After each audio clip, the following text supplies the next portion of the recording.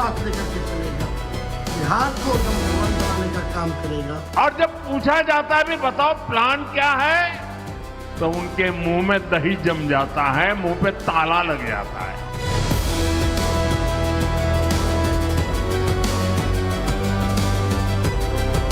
चुनाव आयोग की प्रशंसा करूंगा, मैं चुनाव आयोग को बधाई दूंगा।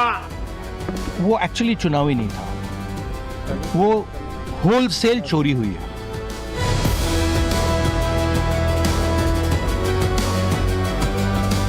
कल के चुनाव में लालू की पार्टी का सुपड़ा साफ हो।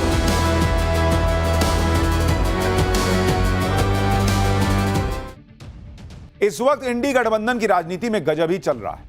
भाई राहुल गांधी तो तिलमिलाए दिख ही रहे हैं, प्रियंका वाड्रा धमकाने पर आ गई हैं, यह भी दिख रहा है। उधर ममता बनर्जी उखड़ी हुई हैं और सबकी हताशा सिर्फ इस बात की है कि नरेंद्र मोदी बार बार जीत क्यों जाते हैं, नरेंद्र मोदी को ये लोग हरा क्यों नहीं पाते, नरेंद्र मोदी कैसे धमाके पर धमाके किए जा रहे हैं। जबकि ये लोग कोई भी धमाका करने आते हैं तो वो फुस हो जाता है। राहुल गांधी वोट चोरी का बम, एटम बम, हाइड्रोजन बम, पता नहीं कौन कौन बम लेकर आए, कुछ हुआ नहीं। अब हताशा की हद देखिए कि मोदी के खिलाफ जेनजी को भड़काने में लगे कि जेनजी किसी तरह से सड़क पर आ जाए, कुछ तो विद्रोह। भाई जेनजी तो नहीं भड़का, लेकिन नरेंद्र मोदी ने जेनजी को भड़काने वालों को आज तगड़ा जवाब दिया और जलवा भी दिखा दिया। ऐसी भीड़ आज नरेंद्र मोदी के लिए दिखी कि ये इंडी वाले हिल जाएंगे देखेंगे तो। जो सोच रहे थे कि भीड़ नरेंद्र मोदी को घेरेगी, भाई वो घेरी है, लेकिन नरेंद्र मोदी की मोहब्बत में, उनके प्यार में, उनके सम्मान में भीड़ आ गई सड़क पर। आज आपको दिखाऊंगा कि जिन नरेंद्र मोदी को हटाने के लिए राहुल, प्रियंका, ममता एक टांग पर खड़े हैं, उनका कैसे वही क्रेज आज भी है जो 11 साल पहले था। यह भी बताऊंगा कि नरेंद्र मोदी से हार हार कर हताश हो चुके राहुल गांधी अब कैसी अजीब अजीब सी बातें करने लगे, जिन्हें सुनकर कोई भी माथा पकड़ ले बॉस। यह भी दिखाऊंगा कि इधर राहुल गांधी वोट चोरी का नाम लेते रह गए, उधर नरेंद्र मोदी ने ऐसी सफाई शुरू कर दी है कि घुसपैठिए भागने लगे हैं। घरों में ताला बंद कर करके बांग्लादेशी कहां भाग रहे हैं, इसकी ग्राउंड रिपोर्ट आपके लिए लेकर आया हूं। लेकिन पहले देश की पॉलिटिक्स में जेनजी को भड़काने से लेकर नरेंद्र मोदी के जवाब तक और घुसपैठियों पर एक्शन तक जो हो रहा है, उसका एक ट्रेलर देखिए।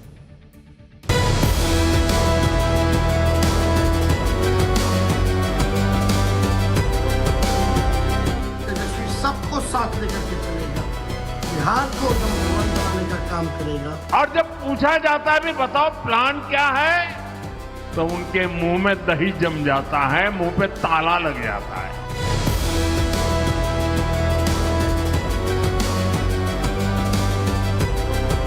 चुनाव आयोग की प्रशंसा करूंगा, मैं चुनाव आयोग को बधाई दूंगा। वो एक्चुअली चुनावी नहीं था, वो होलसेल चोरी हुई है।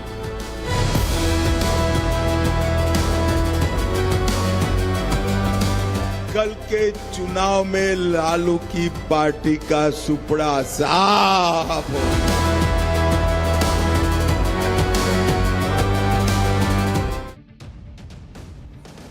राहुल गांधी इधर वोट चोरी की रट लगाते घूम रहे हैं, उधर नरेंद्र मोदी ने कैसे सफाई अभियान शुरू किया है, बंगाल में कैसा गजब काम हो रहा है कि घर बंद करके घुसपैठिए भागने लगे हैं। इसकी ग्राउंड रिपोर्ट कुछ देर में आपको दिखाऊंगा। लेकिन पहले यह देख लीजिए कि कई दिनों से राहुल गांधी जिस जेनजी को वोट चोरी के नाम पर उकसा रहे थे, उस पर प्रधानमंत्री नरेंद्र मोदी ने आज पहला और तगड़ा जवाब कैसे दिया। यह वो जवाब है जिसने राहुल गांधी के जेनजी वाले पूरे एजेंडे के धागे खोल दिए। सुनिए, प्रधानमंत्री नरेंद्र मोदी ने जेनजी को लेकर राहुल गांधी, प्रियंका वाड्रा, पूरे इंडी अलायंस को, जिनके अरमान है शायद कि जेनजी के जरिए वो सत्ता में आएंगे, उनको नरेंद्र मोदी ने क्या कहा है। आरजेडी कांग्रेस ने बिहार के युवाओं को भ्रमित करने की बहुत कोशिश की, लेकिन उनकी सारी प्लानिंग फेल हो गई। इसका एक बहुत बड़ा कारण है बिहार का जागरूक नौजवान। बिहार का नौजवान ये देख रहा है कि आरजेडी कांग्रेस वालों के इरादे क्या है। साथियों, जंगल राज के युवराज से जब भी पूछा जाता है कि जो बड़े बड़े झूठ उन्होंने बोले हैं वो पूरे कैसे करेंगे, तो वो कहते हैं उनके पास प्लान है। और जब पूछा जाता है भी बताओ प्लान क्या है, तो उनके मुंह में दही जम जाता है, मुंह पे ताला लग जाता है। यानी नरेंद्र मोदी ने क्लियर कर दिया कि जेनजी इन लोगों के साथ है ही नहीं। जेनजी सब समझ रहा है, सब देख रहा है कि ये लोग क्या कर रहे हैं और इनकी बातों में कितनी जलेबी छनी हुई है और उसमें कितनी सच्चाई है। देखिए, नरेंद्र मोदी बहुत दिनों से जेनजी पर चुप। वो देख रहे थे कि कैसे वोट चोरी के नाम पर एजेंडा चलाया जा रहा है, देश में भ्रम फैलाया जा रहा है। राहुल गांधी यही तो काम कर रहे हैं बहुत दिन से। लेकिन आज जब नरेंद्र मोदी ने राहुल गांधी के एजेंडे के धागे खोल दिए, बता दिया कि भाई जेनजी तुम्हारे साथ नहीं है, करते रह जाओगे यही सब, तो राहुल गांधी तिलमिला गए। राहुल गांधी ने नया दावा कर दिया। वो अब नरेंद्र मोदी के खिलाफ वोट चोरी के सबूत जुटा रहे हैं, कह रहे हैं और कह रहे हैं कि वो देश के जेनजी को यह सबूत दे देंगे कि नरेंद्र मोदी चुनाव चोरी करके प्रधानमंत्री बने। सुनिए आज भी इनका टेप रिकॉर्डर कैसे अटका हुआ है, लेकिन उसमें एक नई एंट्री हुई है, वो आगे दिखाऊंगा, पहले सुनिए। आज हिंदुस्तान के जेनजी जो हैं और युवा हैं, उनको हम क्लियरली दिखा देंगे कि नरेंद्र मोदी चुनाव चोरी करके प्रधानमंत्री बना है, बीजेपी चुनाव चोरी करती है। क्लियरली बता देंगे, कोई डाउट नहीं होगा। भाई युवा को तो कोई डाउट नहीं है। डाउट इनको यह पता है कि इनकी पार्टी के लोग इन पे करने लग जाएंगे जैसे ही ये बिहार आ रहेंगे, क्योंकि इनको पता है कि कांग्रेस का तो कुछ होना नहीं। ये भरोसे में है कि आरजेडी कुछ करेगी तो हो सकता है। और उस डाउट को खत्म करने के लिए कि भाई लोग इन पे डाउट ना करने लगे, गांधी परिवार पे डाउट ना करने लगे, ये अपनी पार्टी के जेनजी को जो है ना ये कहानी सुना रहे हैं कि देखो देखो वोट चोरी हुआ, मैं साबित कर दूं। और इसीलिए राहुल गांधी ने ये लाइन पकड़ी हुई, मैं आपको कई महीने से बता रहा हूं, क्योंकि इनको पता है कि आज नहीं तो कल इनकी पार्टी के लोग पूछेंगे कि बॉस कब तक हराइएगा। राहुल गांधी वो नहीं होता है, मैं आप गली क्रिकेट में मेरा बैट है, मैं किसी को खेलने ही नहीं दूंगा, और रन मार नहीं रहे। और इनकी पार्टी में भी अच्छे अच्छे प्लेयर हैं, लेकिन नहीं, बैठ ही नहीं दे रहे हैं किसी को। वोट चोरी का नाम लेकर नरेंद्र मोदी को यह टारगेट करने में लगे। यही राहुल गांधी के एजेंडे का इकलौता मकसद है। लेकिन आज नरेंद्र मोदी भी फुल फॉर्म में थे। उन्होंने ऐसे ऐसे धमाके किए कि राहुल गांधी का हाइड्रोजन बम, एटम बम सब फेल हो गए। राहुल गांधी लगातार चुनाव आयोग को टारगेट कर रहे हैं। कल आपको मैंने दिखाया था, प्रियंका वाड्रा मंच से चुनाव आयोग, मुख्य चुनाव आयोग, तो उनकी टीम का नाम लेकर नेम शेम करने लगी, लोगों को भड़काने लगी कि भाई ये 3 का नाम याद रखना। लेकिन आज पीएम मोदी ने राहुल गांधी और प्रियंका वाड्रा को जवाब दिया। इधर राहुल गांधी कह रहे हैं कि बिहार में भी वोट चोरी हो रहा है, उधर पीएम मोदी ने बिहार में पहले चरण का चुनाव शांतिपूर्ण कराने और जबरदस्त वोटिंग के लिए चुनाव आयोग को बधाई दी। इसके साथ ही पीएम मोदी ने राहुल गांधी को समझा दिया कि असली वोट चोरी तो तब होती थी जब आरजेडी कांग्रेस का राज था। सुनिए पीएम मोदी। जबकि हमने जंगल राज का वो दौर भी देखा है जब बूथ लूटे जाते थे, मतदान के दिन गोलियां चलती थी, बम फटते थे, खून की नदियां बहाई जाती थी। साथियों, जंगल राज के गुर्गे साजिश तो अभी भी बहुत कर रहे हैं, लेकिन मैं चुनाव आयोग की प्रशंसा करूंगा। मैं चुनाव आयोग को बधाई दूंगा कि प्रथम चरण के चुनाव इतने अच्छे तरीके से संपन्न कराए हैं। यानी एक तरफ राहुल गांधी, प्रियंका वाड्रा हैं जो देश की लोकतांत्रिक व्यवस्थाओं में सवाल खड़े कर रही हैं, पब्लिक का विश्वास हिलाने का प्रयास कर रही हैं, और दूसरी तरफ नरेंद्र मोदी हैं जो बता रहे हैं कि भाई चुनाव आयोग का जो काम है वो ढंग से कर रहा है तो उसकी तारीफ होनी चाहिए। क्योंकि मोदी का फंडा क्लियर है, चुनाव जीतो या हारो, वो दूसरों पे दोष नहीं डालते। वो राहुल गांधी की तरह कभी ईवीएम, कभी चुनाव आयोग, कभी वोटर लिस्ट का रोना नहीं रोते हैं। राहुल गांधी कह रहे थे कि हरियाणा में सारे एग्जिट पोल कह रहे थे कांग्रेस की सरकार बननी चाहिए, नहीं बनी इसलिए चुनाव चोरी हुआ है। आपने नरेंद्र मोदी को कहते सुना कि सारे एग्जिट पोल कह रहे थे कि 2024 के लोकसभा इलेक्शन में मेरी 300 प्लस सीट आ रही है, मेरी 240 आई है, कुछ तो गड़बड़ी हुई है। एक लफ्ज आपने नरेंद्र मोदी को कहते सुना? सिर झुका के स्वीकार किया जो जनादेश आया और सिर झुका के काम में लग गए। और दूसरी तरफ राहुल गांधी है, हर चुनाव में वही माहौल बनाते रहते हैं कि ईवीएम खराब, वोटर लिस्ट गड़बड़, इलेक्शन कमीशन खराब। राहुल गांधी जीते तो सब हीरो। 99 सीट पे पूरा पब्लिक इनकी माहौल बना दी कि अरे राहुल गांधी 99 ले आए बॉस। तब तो इनका ईवीएम गड़बड़ नहीं था। कोई राहुल गांधी पर उंगली ना उठा पाए, इसलिए राहुल गांधी ने वोट चोरी का नाम ले लेकर पूरा कंफ्यूजन फैला रखा है। भाई ये बोल के चल देते हैं, दुनिया रायता समेटती रहती है। कभी कह रहे हैं कि हरियाणा की तरह बिहार में वोट चोरी हो रही है, कभी कह रहे हैं कि बिहार में वोट चोरी की कोशिश हो रही है, कभी कह रहे हैं कि बिहार में वोटिंग के दिन जो वीडियो आए वो वोट चोरी की कड़ी को और मजबूत कर रहे हैं, कभी कह रहे हैं कि बिहार में वोट चोरी नहीं होगी क्योंकि बिहार की जनता वोट चोरी होने नहीं देगी। अरे बॉस, आदमी का आधा बाल गिर जाएगा सिर का इनका बात सुन सुन के, तनाव में कि वोट चोरी हो रही है कि नहीं हो रही है, क्या करना है बॉस। चित भी इनकी, पट भी इनकी, सिक्का भी इनका, सिक्का बनाने वाली फैक्ट्री भी इन्हीं की। अब अगर राहुल गांधी बिहार चुनाव हार जाएंगे तो चुनाव आयोग पे दोष मढ़ देंगे कि देखो मैं तो बोल ही रहा था। जीत जाएंगे तो कहेंगे देखो मैंने पहले ही कहा था कि वोट चोरी होने नहीं देगी पब्लिक। राहुल गांधी कैसे अभी से हार और जीत दोनों के लिए बहानों की भूमिका बना रहे हैं, सुनिए एक बार। और अब ये बिहार में यही काम करने की कोशिश कर रहे हैं। मैं आपको गारंटी देता हूं कि जो इन्होंने हरियाणा में किया ये वो बिहार में करने की कोशिश करेंगे। बिहार में फर्जी वोटर लिस्ट आएगी, बिहार में बीजेपी के लोग 2, 3, 4 बार वोट डालने की कोशिश करेंगे, बिहार में गलत फोटो का प्रयोग होगा।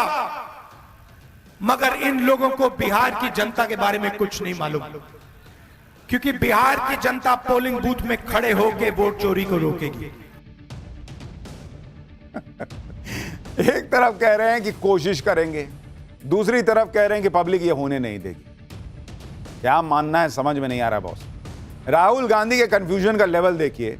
राहुल गांधी एक तरह से ये माहौल बना रहे हैं कि बीजेपी हर राज्य में वोट चोरी कर रही और नरेंद्र मोदी वोट चोरी करके प्रधानमंत्री बने। दूसरी तरफ आज राहुल गांधी ने दावा यह भी कर दिया कि बहुत जल्दी नरेंद्र मोदी की सरकार गिरने वाली है और इंडी गठबंधन की सरकार बनने वाली है। अगर नरेंद्र मोदी वोट चोरी करके चुनाव जीत रहे हैं तो फिर राहुल गांधी कैसे इंडी गठबंधन की सरकार बना लेंगे। दूसरी बात, जब हरियाणा के सीएम कहते हैं कि सारी व्यवस्था है तो राहुल गांधी उसे चुनाव धांधली से जोड़ देते हैं। जब खुद इसने इतने कॉन्फिडेंस से कह रहे हैं कि बहुत जल्द केंद्र में उनकी सरकार बनने वाली है, तो लोग नहीं पूछेंगे कि राहुल गांधी के पास कौन सी व्यवस्था है जो कह रहे हैं कि सरकार बनने वाली है मिड टर्म।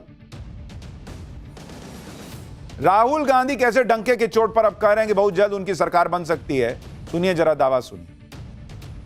मेरी एक पर्सनल गारंटी है और मैं आपको यह कह रहा हूं,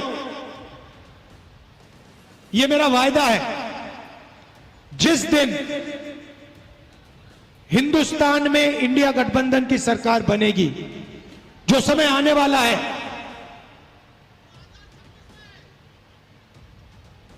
जो आने वाला है और बहुत जल्दी आ सकता है,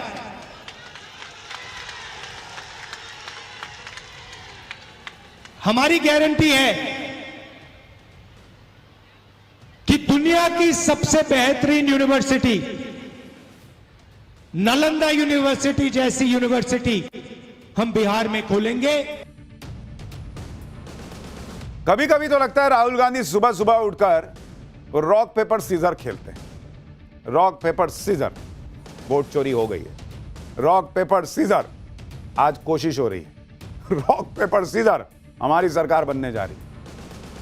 अरे बॉस, मन बनाइए। और मैं आपको बताता हूं ये सब क्यों कर रहे हैं सीरियस नोट पर। एक तो कि इनसे कोई ना पूछे कि आप काहे हरा रहे हैं, अरे वो सब चोरी हो रहा है, बताए ना तुमको।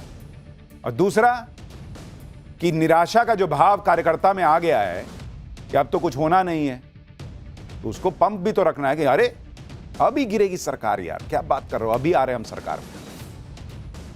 वोट चोरी पर राहुल गांधी खुलासे तो कर रहे हैं, लेकिन उनके खुलासे ना सियासी भूकंप ला पा रहे, ना जनता लोड ले रही। और जनता विश्वास करे भी तो कैसे। राहुल गांधी खुलासा करते हैं, उधर फैक्ट चेक में उनके दावे गलत साबित हो जाते हैं।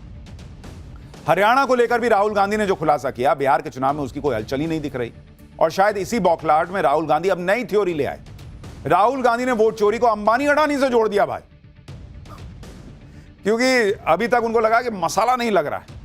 तो वोट चोरी में भी मिर्च मसाला लगाने के लिए उन्होंने अंबानी अडानी से वोट चोरी जोड़ दिया भाई। Next level. सुनिए जरा। सवाल उठता है ये चोरी क्यों करते हैं? ये चोरी अदानी और अंबानी की मदद करने के लिए, अरबपतियों की मदद करने के लिए, आपकी जमीन अदानी अंबानी जैसे लोगों को देने के लिए, आपके अस्पताल, आपकी यूनिवर्सिटीज, आपकी कॉलेजेस प्राइवेटाइज करने के लिए ये वोट चोरी की जाती है। राहुल गांधी में एक हुनर तो है बॉस, वो घुमा फिरा के हर चीज अंबानी अडानी से जोड़ने वाला लेख लिख देते हैं। मुद्दा कोई भी हो, राहुल गांधी उसमें अंबानी अडानी को खींच के ले ही आते हैं। जबकि राहुल गांधी का यह नैरेटिव इतना घिस पिट गया है कि क्या ही बोला जाए। आपको याद नहीं है 2019 में यही राहुल गांधी राफेल डील को लेकर कितना हंगामा काटे थे कि पीएम मोदी ने राफेल की डील ही की है अनिल अंबानी को फायदा पहुंचाने के लिए, यही आरोप लगाए थे ना। तब राहुल गांधी ने पूरा माहौल बना दिया था कि पीएम मोदी ने अपने उद्योगपति दोस्त अनिल अंबानी को फायदा पहुंचाया है राफेल डील में। लेकिन आप देखिए कि आज की डेट में उन्हीं अनिल अंबानी पर ईडी ताबड़तोड़ एक्शन ले रही है। ईडी अनिल अंबानी के बंगले समेत उनकी कंपनियों से जुड़ी 7500 करोड़ की संपत्ति जब्त कर चुकी है। बैंक लोन फ्रॉड से जुड़े मनी लॉन्ड्रिंग के केस में ईडी ने 14 नवंबर को अनिल अंबानी को पेश होने को कहा है। इसके अलावा मोदी सरकार के कॉर्पोरेट मामलों के मंत्रालय ने अनिल अंबानी की कंपनियों के खिलाफ जांच शुरू कर दी है। आप सोचिए बॉस, ये राजनीति चल रही है, तमाशा चल रहा है कि राफेल के मामले में भी आपने बोल दिया कि मोदी जो है वो अंबानी के लिए कर रहे हैं। अगर अंबानी दोस्त थे और उनके लिए राफेल की डील की थी तो आज अंबानी पे छापे कैसे पड़ रहे हैं? सोचिए अगर वो राफेल इसी तमाशे की भेंट चढ़ गया होता, सुप्रीम कोर्ट से क्लीन चिट ना मिली होती, तो इन्होंने तो एकदम क्लियर कर दिया था कि नहीं घोटाला हुआ है। और आज जब पाकिस्तान से भिड़ने की नौबत आई तो वही राफेल काम आया। जब गलवान हुआ तो वही राफेल चीन के बॉर्डर पे खड़ा रहा, तो चीन जो है वो पीछे हटा रहा। राहुल गांधी का क्या बोल के चल देते हैं, उसके बाद या तो मीडिया फैक्ट चेक करेगा या दुनिया फैक्ट चेक करेगी। देश कहीं नहीं है इनके लिए। इधर राहुल गांधी पीएम मोदी अनिल अंबानी में साठगांठ बता रहे थे उस वक्त, उधर मोदी सरकार और ईडी दोनों अनिल अंबानी के खिलाफ तगड़ी जांच कर रहे हैं। अब कोई बोले राहुल गांधी से पूछे कि अगर मोदी राफेल डील अनिल अंबानी के लिए कर लिए थे तो जांच क्यों कर रहे हैं अनिल अंबानी की? लेकिन क्या है उनका, उन्होंने बोल दिया तो बोल दिया। कोई उनसे सवाल पूछ सकता है, और जो सवाल पूछने वाले हैं वो तो वैसे ही बिछे हुए हैं। अरे बाप रे, राहुल गांधी ने बोल दिया, अब क्या? राहुल गांधी की गजब की राजनीति है। चुनाव बिहार में हो रहा है, बात कर रहे हैं हरियाणा में वोट चोरी की। चुनाव बिहार के मुद्दों पर है, वहां भी अंबानी अडानी कर रहे हैं। और आज तो अलग लेवल का गजब कर दिए। राहुल गांधी अडानी के बेटे की बात करने लगे, अंबानी की बेटी की बात करने लगे, अमित शाह के बेटे जय शाह की भी बात करने लगे। राहुल गांधी ने कहा कि जय शाह को बैट पकड़ना नहीं आता, लेकिन क्रिकेट के चीफ बन गए। सुनिए जरा राहुल गांधी को। देश में आजकल बस 50-60 लोग सपना देख सकते हैं। अंबानी के बेटे हो, अदानी के बेटे हो, अमित शाह के बेटे हो, जो सपने देखने देख लो। अमित शाह के बेटे को क्रिकेट बैट पकड़ना नहीं आता।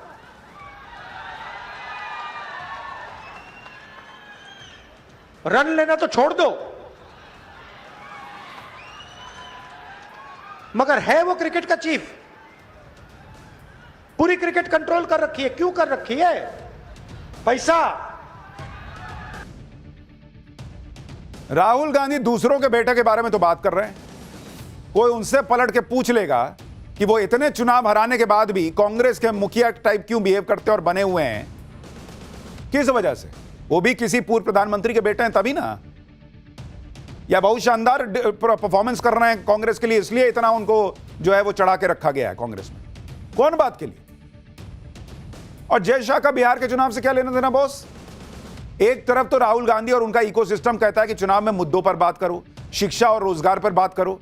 खुद राहुल गांधी चुनाव में अडानी अंबानी करते रहते हैं, और अब जय शाह का नाम भी लेने लगे कि अमित शाह के बेटे को तो बैट पकड़ना नहीं आता, क्रिकेट का चीफ कैसे बना हुआ है।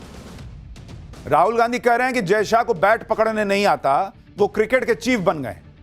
राहुल गांधी भूल गए कि कांग्रेस के नेता अशोक गहलोत के बेटे वैभव गहलोत राजस्थान क्रिकेट बोर्ड के अध्यक्ष रहे। अगर क्रिकेट को कंट्रोल करने की बात है तो नॉन क्रिकेटर भी क्रिकेट बोर्ड को चलाते रहे। अशोक गहलोत का बेटा कैसे वो चला रहा था? वो क्या बहुत बड़े क्रिकेटर हैं? और भारत में ये कोई नई बात नहीं है। शरद पवार बीसीसीआई और आईसीसी दोनों के चीफ रहे। शरद पवार क्या बहुत सेंचुरी पे सेंचुरी ठोकते थे क्या? वो भी कोई क्रिकेटर नहीं थे, नेता थे। पूछें कभी शरद पवार से कि आप कैसे बन गए थे बॉस? इसी तरह एन श्रीनिवासन बीसीसीआई और आईसीसी के चीफ रहे। वो क्रिकेट खेले हैं क्या? एक नाम और, जगमोहन डालमिया का, वो भी कोई बहुत बड़े क्रिकेटर नहीं थे, लेकिन वो भी बीसीसीआई और आईसीसी के चीफ रहे। लेकिन राहुल गांधी तो माहौल ऐसे बना रहे हैं कि भाई बैट पकड़ना नहीं आता, और अमित शाह के लड़के जो हैं वो क्रिकेट के चीफ बन गए हैं क्योंकि वहां भी कुछ कर दिया होगा इन लोगों ने। लॉजिक देखिए इनका। आईसीसी जैसे लग रहा है कि आईसीसी भी मोदी और शाह की जेब में है। यह सुनो मेरा लड़का आ रहा है, चीफ बना देना। और अगर यही बात है तो फिर सवाल यह भी उठेंगे कि खुद गांधी परिवार में कौन बड़े क्रिकेटर या खिलाड़ी थे बॉस, कि उनके परिवार के नाम पर भारत में खेलों के कई अवार्ड रखे हुए थे, स्टेडियम बनवा दिए गए। राजीव गांधी के नाम पर राजीव गांधी खेल रत्न पुरस्कार रखा गया था। राजीव गांधी कौन सा खेल खेलते थे बॉस? यह भारत में खेल जगत से जुड़ा सर्वोच्च खेल पुरस्कार था। अब सवाल उठेगा कि राजीव गांधी कौन से बहुत बड़े खिलाड़ी थे जो उनके नाम पर खेल जगत से जुड़ा सबसे बड़ा अवार्ड इतने साल दिया जाता रहा, बाद में पीएम मोदी ने इसका नाम बदला और मेजर ध्यानचंद खेल रत्न पुरस्कार किया। इसी तरह इस देश में गांधी नेहरू परिवार के नाम पर बने देश में 23 बड़े खेल परिसर हैं।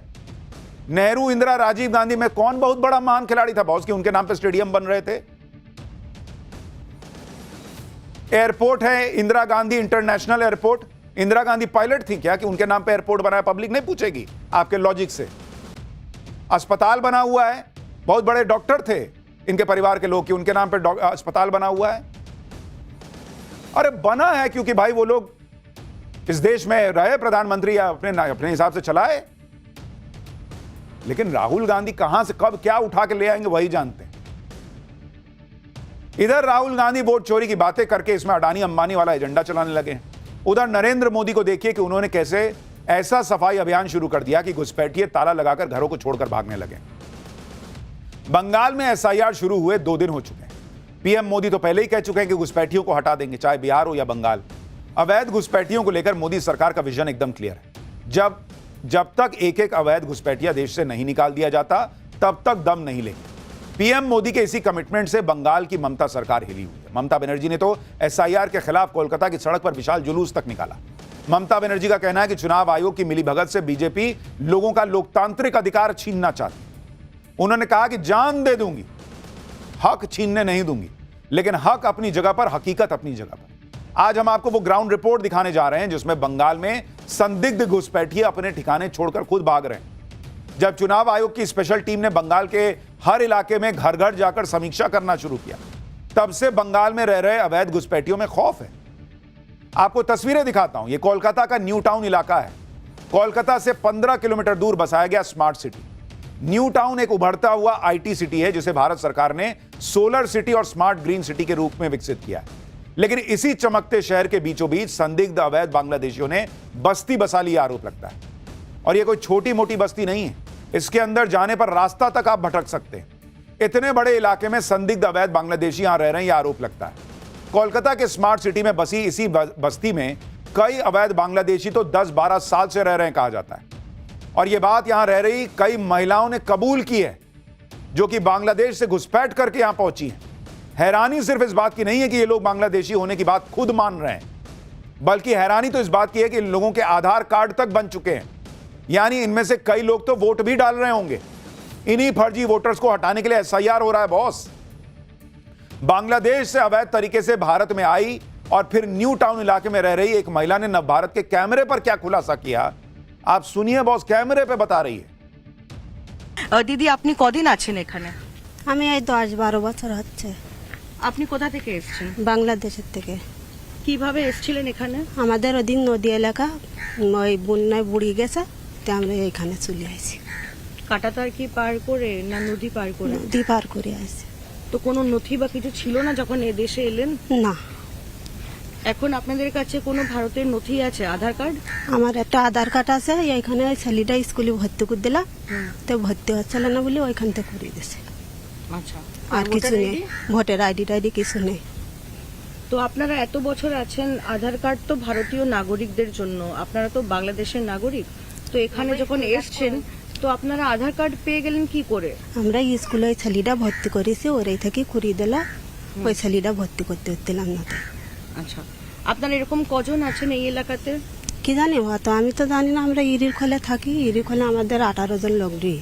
তো এখন তো এসআইআর হচ্ছে, দেখা হচ্ছে কারা ভারতীয় নাগরিক কারা হচ্ছে বাংলাদেশের নাগরিক, তো কি কোনো ভয় আছে বা আপনাদের কি ফিরে যেতে হবে? আমাদের ফিরে গিয়েও আমাদের ওখানে জায়গা নেই, তাও যেতে হবে, আর কি করবো। তা এখানে আমরা ওই খাটি খাই, তো পথ করে টাকা জোগাড় করতে পারিনি, করলে বাসে। আপনার বাড়িতে পুরুষ মানুষরা কোথায়? আমার ছেলে আজ খালি একটা, তো ওই কাজে চলে গেছে। আচ্ছা, কিরকম কাজ করে? ওই এই ময়লা টয়লা নিজে লাবাই দেয়, ইয়ে করে, ক্যামেরার কাজ করে। ওদেরও নথি আছে, আধার কার্ড বা ওদের তৈরি হয়ে গেছে? ওই আমার ছেলেটার খালি রয়েছে, ওই স্কুলিতে আমাদের করি দেবো, ওদের কেটা করি দেবে বলো। তো এখন কি ভয় আছেন এসআইআর এর জন্য? হ্যাঁ, এখানে ভয়। অনেক ঘর বাড়ি তো বন্ধ হয়ে গেছে, যেখানে বাংলাদেশিরা থাকতো, ওরা কি পালিয়ে যাচ্ছে, ফিরে যাচ্ছে কি? সব অনেকে তো চলে গেছে, আমরা তো ওই টাকা পয়সা পথ খরচের জ্বালায়, অবাপের জ্বালায় তো আমরা এখনো যেতে পারিনি। এবার আমরা কি করবো, না থাকতে হলে আমাদের দেশে চলে যেতে হবে। आप सुन रहे हैं, नव भारत के कैमरे पर बांग्लादेशी महिला खुद मान रही है कि वो बांग्लादेशी है, खुद बता रही है कि उसकी जानकारी में यहां 18 लोग रह रहे हैं, उसके घर में पुरुष भी हैं, आधार कार्ड बन गया है, और खुद ये भी बता रही है कि कई लोग घर बंद कर करके चले गए हैं क्योंकि एसआईआर हो रहा है। ये लोग बंगाल के किसी दूर दराज के जिले में नहीं बसे हैं बॉस, ये ममता बनर्जी के शहर में बसे हुए हैं बांग्लादेशी लोग। ममता बनर्जी को तो सिर्फ मोदी और एसआईआर का विरोध करना है। बंगाल में एसआईआर से क्या फर्क पड़ रहा है वो आप देखिए। आरोप है कि जो अवैध बांग्लादेशी कोलकाता के न्यू टाउन इलाके में 10-12 साल से रह रहे थे, अब उन्होंने भागना शुरू कर दिया है। ये वो संदिग्ध अवैध बांग्लादेशी बताए जा रहे हैं जो एसआईआर के खौफ से अपना सामान पैक करके भाग रहे हैं।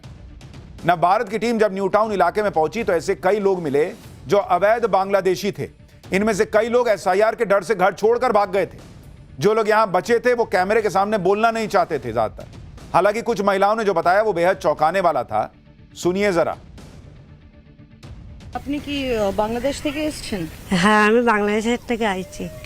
তো আপনি আসলেন এখানে কি করে, মানে কাটাতার পার করে এসেছেন, কি করে এসেছেন? হ্যাঁ, আমরা যখন আইছিলাম আমাদের দিকে আল্লাহ ছিল, ডুবে গেল, সেখানে আইছিল। আচ্ছা, তো আপনাদের কোনো ডকুমেন্টস বা কিছু? না, আমাদের নথি? ডকুমেন্টস কোনো কিছু নেই। এখানে ভারতের আধার কার্ড বা হচ্ছে ভোটার আইডি কিছু আছে আপনাদের? আমার ভোটার কার্ড নেই। আর আধার কার্ড? আধার কার্ড একটা আছে, বাচ্চা স্কুলে ভর্তি করার জন্য। হ্যাঁ, বাচ্চা সরকারি স্কুলে পড়ে, তার ছেলে জন্ম সার্টিফিকেট আছে এখানে, তাছাড়া কিছু। তো আপনাদের তো কোনো নথি ছিল না, তো আধার কার্ড হলো কি করে? মানার আধার কার্ড করে দিল স্কুল থেকে। ওরা করে দিয়ে? হ্যাঁ, স্কুল থেকে মানা করে দিল, স্কুলে ছেলে মানা পড়ে তো এখান থেকে করে দিল। তো আপনারা এখানে কজন? आप देखिए लोग खुद बता रहे हैं भाई कि कैसे तार फांद के, बॉर्डर फांद के ये लोग घुसे हुए हैं बांग्लादेशी। आधार कार्ड बना हुआ है मान रहे हैं, वोटर कार्ड कैमरे के सामने तो नहीं मान रहे, पता नहीं बना है नहीं बना है। और जो लोग कहते हैं कि नहीं आधार कार्ड नागरिकता का पहचान माना जाना चाहिए, वो देखें आधार कार्ड के हिसाब से वोटर आईडी बनेगा तो क्या होगा। कोलकाता के न्यू टाउन इलाके की इस बस्ती में कई घरों पर ताले लटके हुए हैं। न्यू टाउन इलाके में पहुंची हमारी संवाददाता पूजा मेहता की ये एक्सक्लूसिव रिपोर्ट देखिए। कि एसआईआर के डर से जो है एक के बाद एक बांग्लादेशी परिवार जो अवैध तौर पे यहाँ पे रह रहे थे वो पलायन कर चुके हैं। हम आपको दिखा रहे हैं, हमारे पीछे जो घर है वही किसी बांग्लादेशी जो है परिवार यहाँ पे रहता था, अवैध तरीके से कई सालों से रहता था। लेकिन अगर आप देखें तो अब वो पलायन कर चुके हैं, यहाँ पर ताला लग चुका है। स्थानीय लोग बताते हैं कि इस घर पर वो बांग्लादेशी परिवार रहता था, लेकिन अभी एसआईआर की दहशत से जो है वो यहाँ पर पलायन करने को मजबूर हुए हैं, क्योंकि उनको लगता है कि एक तरीके से यहाँ पर अब ये देखा जाएगा कि कौन कौन स्थानीय लोग नहीं है या फिर भारतीय नागरिक नहीं है। लेकिन इस पूरे इलाके में बड़ी संख्या में बांग्लादेशी नागरिक और परिवार जो है यहाँ पर रहते थे। यह हाल सिर्फ कोलकाता के न्यू टाउन इलाके का नहीं है। एसआईआर शुरू होने के बाद पूरे बंगाल में अवैध घुसपैठियों में भगदड़ मच गई है। बंगाल के उत्तर 24 परगना में बीएसएफ ने 48 बांग्लादेशी नागरिकों को पकड़ा है। ये सभी वापस बांग्लादेश जाने के लिए सीमा पार कर रहे थे। इनमें से ज्यादातर अवैध बांग्लादेशी बंगाल में रहकर मजदूरी का काम कर रहे थे, लेकिन एसआईआर शुरू होने के बाद से यहां से भाग खड़े हुए। अब पश्चिम बंगाल के बर्धमान जिले की तस्वीर देखिए। यहां तालाब के पास सैकड़ों आधार कार्ड बिखरे हुए मिले हैं। ये आधार कार्ड एक बोरे में भरकर तालाब में फेंके गए थे। कहा जा रहा है कि किसी ने रात के अंधेरे में 3 बोरियों में आधार कार्ड और दूसरे दस्तावेज तालाब में फेंक दिए। इसे लेकर बीजेपी और टीएमसी आमने सामने हैं। बीजेपी ने इसे एसआईआर के डर से फेंके गए फर्जी कार्ड बताया है, जबकि टीएमसी ने नकली बताकर फेंके जाने की बात कही है। इधर एसआईआर से बंगाल के घुसपैठियों में हड़कंप मचा है, उधर टीएमसी के अंदर भी खलबली बढ़ गई। टीएमसी ने बंगाल के चीफ इलेक्टोरल ऑफिसर को लेटर लिखा है। टीएमसी ने आरोप लगाया कि बंगाल में एसआईआर को लेकर मुख्य चुनाव आयोग कुछ कह रहे हैं, जबकि जो लिखित आदेश है उसमें अलग नियम है। टीएमसी का आरोप है कि 27 अक्टूबर को ज्ञानेश कुमार ने बताया था कि एसआईआर फॉर्म में अंकल और ब्लड रिलेटिव्स को जोड़ा जा सकता है, लेकिन अब जो लिखित आदेश है उसमें केवल पेरेंट्स और ग्रैंड पेरेंट्स का ही जिक्र करने की बात है। टीएमसी कह रही है कि इससे ग्राउंड में बीएलओ के बीच कंफ्यूजन बढ़ गया है। कंफ्यूजन बढ़े ना बढ़े बॉस, इस देश में घुसपैठिए बढ़े हुए हैं, ये एक सच्चाई है। और अभी एसआईआर के नाम पर देखिए कैसे घुसपैठिए भाग रहे हैं, और उसके बाद इस एसआईआर का विरोध होता है। For more of such videos, do like, share and subscribe to ET Now Swadesh.